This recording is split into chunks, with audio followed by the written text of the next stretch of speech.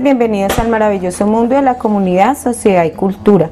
A continuación les expondremos las unidades 1, 2 y 3 de nuestro curso Comunidad, Sociedad y Cultura, en donde se evaluaron diversos temas relevantes para nosotros desde el rol de estudiantes en formación de psicología.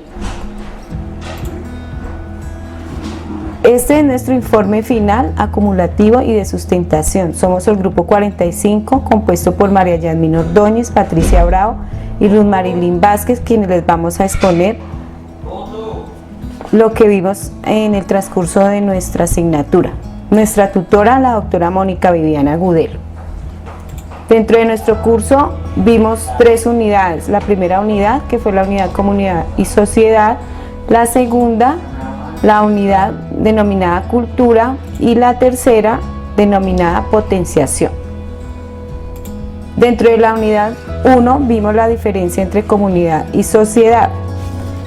¿Qué es comunidad? Es un grupo de individuos de una o más especies que viven juntos y en un lugar determinado, cuyos miembros se unen para lograr un objetivo en común y se relacionan porque tienen las mismas necesidades. La sociedad es un grupo de seres que viven de una manera organizada que implica un cierto grado de comunicación y cooperación. Existen varias diferencias entre sociedad y comunidad, en la cual nos basamos en los conceptos de estos 3 autores, Fernandín Tonis, Bauman y Max Weber. No es lo mismo una sociedad que una comunidad, ambas son unas realidades humanas, pero la comunidad está más ligada al orden biológico. En este sentido podríamos decir que es una obra de la naturaleza. Sin embargo, la sociedad está más vinculada a las aptitudes espirituales e intelectuales del hombre. Así podríamos afirmar que es una obra de la razón. Es decir, los fines en la comunidad vienen dados, son hechos, mientras que en la sociedad son obras de la razón, son creados por la inteligencia y escogidos por la voluntad. Además, en la comunidad tiene más importancia los sentimientos colectivos, mientras que en la sociedad la conciencia personal aparece siempre en primer término. Así, por ejemplo, es comunidad un grupo lingüístico, mientras que una sociedad puede ser un partido político o una iglesia. Nuestra segunda unidad, cultura. Vimos los términos de cibercultura, de cultura y de psicología de la cultura. ¿Qué es la cibercultura? Es un campo de estudio en el cual se ven ligadas las transformaciones culturales mediante la introducción de tecnologías digitales en las sociedades contemporáneas.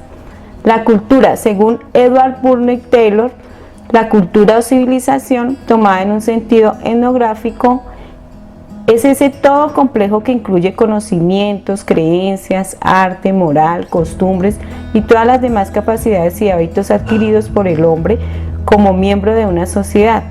La condición de la cultura entre las diferentes sociedades de la humanidad, en la medida en que es capaz de ser investigada sobre principios generales, es un tema apto para el estudio de las leyes del pensamiento y de la evaluación humana. La psicología de la cultura es una parcela de la psicología que se encarga de estudiar el modo en el que los elementos culturales influyen en el comportamiento, en las costumbres, en la percepción de un grupo de personas. Es decir, que examina el contexto en el que viven las personas para encontrar las causas de los individuos, o sea, las causas de por qué los individuos tienden a actuar de un modo o de otro. Nuestra tercera unidad, denominada Potenciación. El empoderamiento psicológico. ¿Qué es el empoderamiento psicológico? Es el proceso mediante el cual las personas, organizaciones y comunidades logran el control sobre sus asuntos. Nuestro grupo lo vemos desde 3 aspectos. El primer aspecto, como un modelo sistémico con componentes individuales y comunitarios. El segundo aspecto, como procesos de nivel y contexto. Y el tercer aspecto, un empoderamiento pacifista para otros mundos posibles. Desde el modelo sistémico con componentes individuales y comunitarios, la experiencia subjetiva de pertenencia a una colectividad mayor se forma parte de una red de relación de apoyo mutuo en el que se pueden confiar, Existen unos elementos que determinan la valoración individual en la comunidad. ¿Cuáles son estos elementos? Los participantes, la discusión, medidas e instrumentos de mediación, los procedimientos, el análisis de datos y los resultados. En nuestro segundo aspecto, el proceso de nivel y contexto. El proceso de empoderamiento se analiza a partir de 4 componentes, como el valor, como el proceso, estos situados en un contexto y experimentados en diferentes niveles de agregado social. ¿Cuáles son esos niveles de agregado social? Lo individual, lo organizacional y lo comunitario. Desde lo individual se tiene la creencia acerca de la propia competencia, organizaciones o actividades comunitarias. Desde lo organizacional se tienen creencias acerca de la propia competencia, la identificación a un nosotros y el sentido de pertenencia. En lo comunitario es la comunidad empoderadora y el contexto regional, nacional o estructura en relación a una área temática. Como proceso, se genera el control de sus vidas mediante procesos cognitivos, afectivos y conductuales. Esto según Rappaport en 1984. Y como valor, implica un tipo de intervención comunitaria y de cambio social que se basa en las fortalezas, competencias y sistemas de apoyo social que promueven cambios en las comunidades, según Zimmerman en el año 2000. Y desde el punto de vista del empoderamiento pacifista para otros mundos posibles, se propone como un saber hacer transformador del sujeto y de la acción colectiva para decidir e incidir en condiciones de violencia estructural, cultural, de género o de cualquier condición como estrategia de cambio social, no violento. Esto según Francisco Muñoz. Existen varios enfoques que comprenden el empoderamiento pacifista. ¿Cuáles son estos enfoques? Desde lo filosófico, lo participativo, desde el género, desde lo social, del desarrollo y desde el enfoque pacifista. En el enfoque filosófico, las perspectivas emancipadoras de Freire planteaban como una educación para la libertad. Esto es un acto pedagógico que tiene como base el empoderamiento del estudiante, concebido como un proceso de concienciación para la transformación individual y social. En cuanto a lo participativo, la igualdad de oportunidades para obtener un fin con el propósito de lograr que se uniera la teoría y la práctica para lograr los cambios sociales. Desde el enfoque de género, se veía como una estrategia para todas las políticas de igualdad, extendiéndose más allá del feminismo o estudios de género, aplicándose a todos los grupos vulnerables o marginados y en un proceso individual para tomar conciencia sobre derechos, fortalezas e intereses. Desde el enfoque social, se tomó como una oportunidad para aumentar la fortaleza política, social y económica de las comunidades vulnerables. Desde el enfoque de desarrollo se veía como un proceso fundamental para lograr el crecimiento económico, entendido como el incremento de capacidades en las personas para lograr la participación y un buen gobierno. Y en cuanto al enfoque pacifista, lo veían como un instrumento de transformación de la realidad que solo puede ser abordada sin ambigüedades ni dilaciones desde el espacio y el horizonte del poder.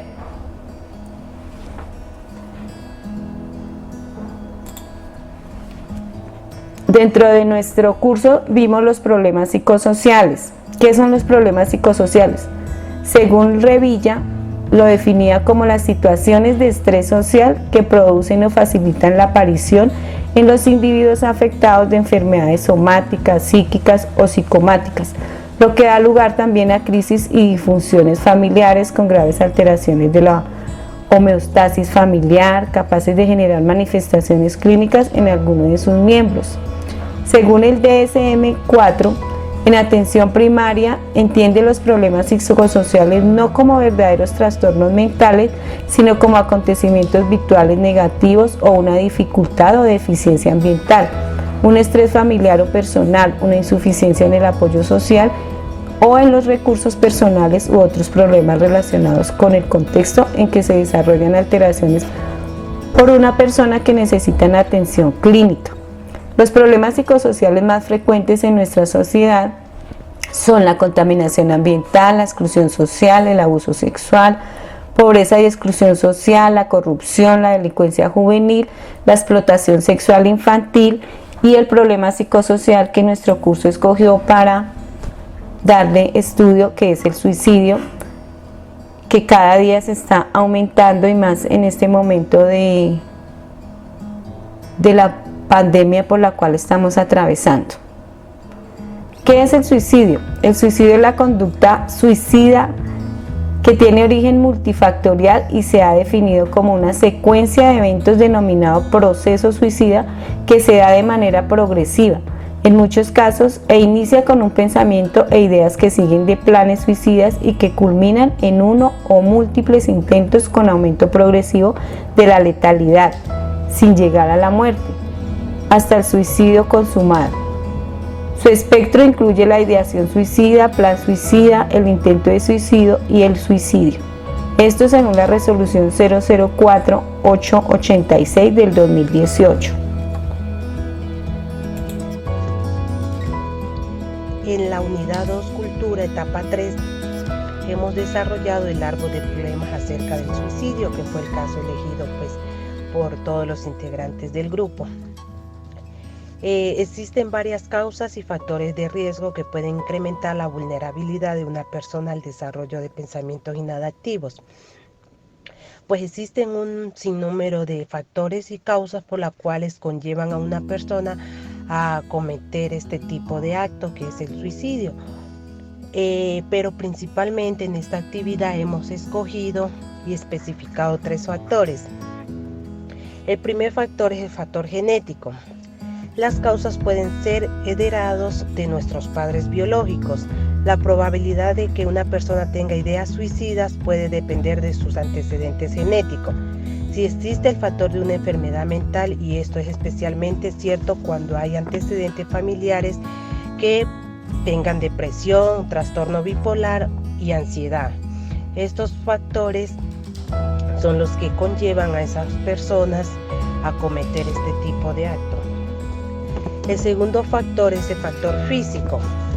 Generalmente las personas que tienen ideas suicidas presentan un desequilibrio en los neurotransmisores del cerebro, que estos neurotransmisores tienen la función de transmitir mensajes por todo el cuerpo. Además, regula las emociones y los estados de ánimo. El tercer y último factor es el factor ambiental, que son aquellas personas que experimentan un estrés continuo, son víctimas de un crimen, padecen de abuso o abandono o pierden un ser querido. Debido al suicidio pueden deprimirse y pensar potencialmente en su propia muerte. Esos son los 3 factores que hemos escogido, pero pues como les decía al principio, existen muchos factores de riesgo. Por ejemplo, red de apoyo deficiente, indigencia, pobreza, fracaso académico, ser víctima de un crimen, pérdida del empleo, antecedentes familiares de enfermedades, pueden ser familiares o personales de enfermedades mentales. Entonces son muchos los riesgos, pero pues especialmente hemos escogido esto como pues para presentarlo en la actividad. Los efectos también, efectos de este tema del suicidio también son muchos. Entonces principalmente hemos escogido los daños en el cerebro, conductas autolesivas recurrentes, muerte prematura. De igual manera, tenemos un sinnúmero de efectos que conllevan a las personas a realizar este tipo de actos. Entonces, principalmente tenemos las conductas autolesivas recurrentes, daños en el cerebro, muerte prematura debido a un acto suicida. Si las ideas suicidas persisten por mucho tiempo, es probable que la persona las lleve a cabo mediante un proceso de pensamientos inadaptivos. Entonces, por eso es recomendable que las personas que luchan contra las ideas suicidas no reciben ayuda de un profesional de psicología son más propensas a intentar al suicidio. Entonces las recomendaciones que damos y el mensaje es que persona que tenga pensamientos que no sean normales, pensamientos suicidas, todos los efectos y causas que hemos mencionado, es recomendable buscar ayuda mediante un profesional de psicología, ¿sí?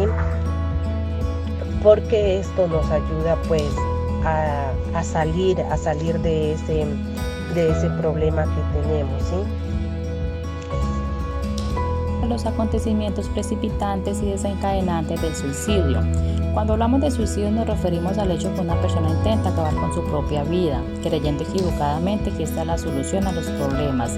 Los acontecimientos precipitantes son muchos, algunos de ellos es la pérdida de un ser querido, problemas financieros o pérdida de empleo, abuso de sustancias psicoactivas, condenas judiciales, problemas de salud mental como la ansiedad, la depresión, trastorno bipolar o insomnio tienen mucho mayor riesgo de suicidio. El tratamiento psicológico promueve la formación de una alianza terapéutica sólida entre el paciente y el terapeuta. Es importante recalcar que también esta persona necesita el apoyo de sus familiares o de personas más cercanas. Existen varias propuestas para abordar esta problemática, como es orientar de manera individual la promoción de la autoestima, la resiliencia, las capacidades de relación personal y las habilidades sociales. También existen talleres psicológicos grupales, talleres grupales de ocio y tiempo libre, de psicoeducación de familias. También se deben generar acciones que produzcan entornos y circunstancias de vida individuales, sociales y ambientales que favorezcan una buena salud mental y que permitan a las personas adoptar y conservar modos de vida saludables. Esta actividad se realizó con el curso de Comunidad, Sociedad y Cultura del programa de Psicología de la Universidad Abierta a Distancia, UNAD. Muchísimas gracias.